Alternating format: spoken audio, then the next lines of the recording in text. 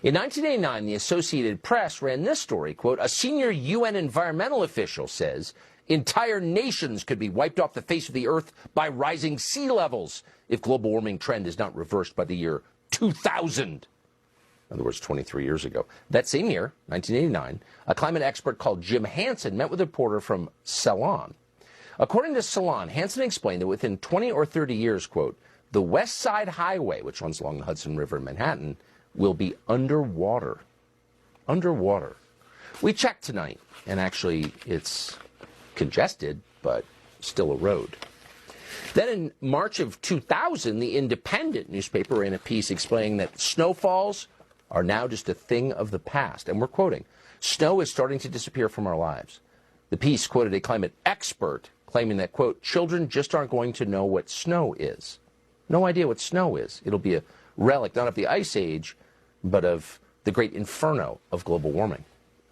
Then, in 2004, amazingly, civilization still existed, The Guardian predicted that, quote, major European cities will be sunk beneath rising seas as Britain is plunged into a Siberian climate by 2020, which is a little confusing because global warming doesn't typically produce a Siberian climate. And it was around this time that they decided, hey, we don't want to get pinned down on the details. Will it be too hot? Will it be too cold? We don't want to say. Something bad's going to happen, so we're going to call it climate change. And that paved the way for Al Gore, who in 2006 released his famous documentary, An Inconvenient Truth. And the beauty of An Inconvenient Truth is, now that it's been, well, inconveniently more than 15 years since it came out, we can fact-check its claims. Here's the trailer.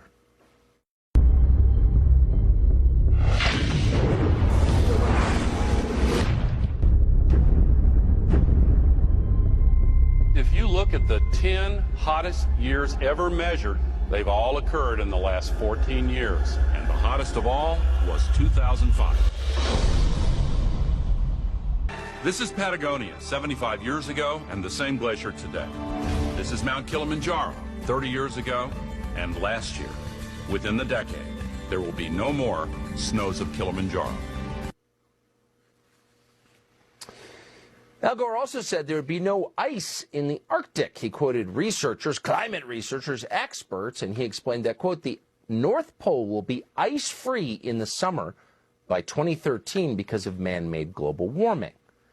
Now, it does take a certain level of chutzpah to make a prediction that precise, and Al Gore made many of them, and all of them turned out to be wrong. And for a normal person, that would be a cue, maybe it's time to retire. I'm rich on Google stock, maybe I could just stop talking because, of course, I've been disgraced by my own foolish predictions. But no, he kept going. And he was helped in that by the entire news media. It makes you wonder why. News organizations exist to bring you the news, to assess whether things are true or not. But if all of them collude to hide lying, you have to ask, is there something else going on here? We'll let you decide. We do know that by 2006, NBC News informed the world that, quote, a leading U.S. climate researcher says the world has a 10-year window till 2016, a window of opportunity to take decisive action on global warming and avert catastrophe. Well, of course, by their predicted date, Donald Trump became president, but that's not what they were predicting. In 2008, the Associated Press reported that according to a top NASA scientist, in 5 to 10 years, the Arctic will be free of sea ice in the summer. That didn't happen, but of course no one was ever held to account for bad predictions, so they just kept going. John Kerry, now our climate czar, cited that very same science in 2009. Watch. You have sea ice, which is melting at a rate that the Arctic Ocean now increasingly is exposed. In 5 years, scientists predict we will have the first ice-free Arctic summer. What's hilarious is